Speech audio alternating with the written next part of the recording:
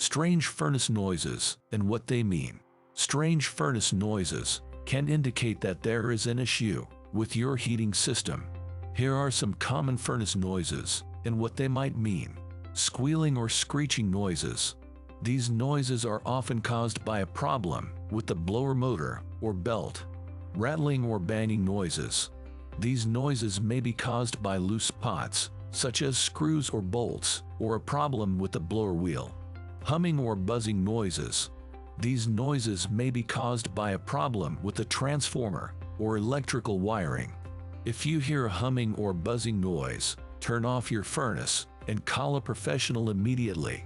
See full video links in the description or bio below.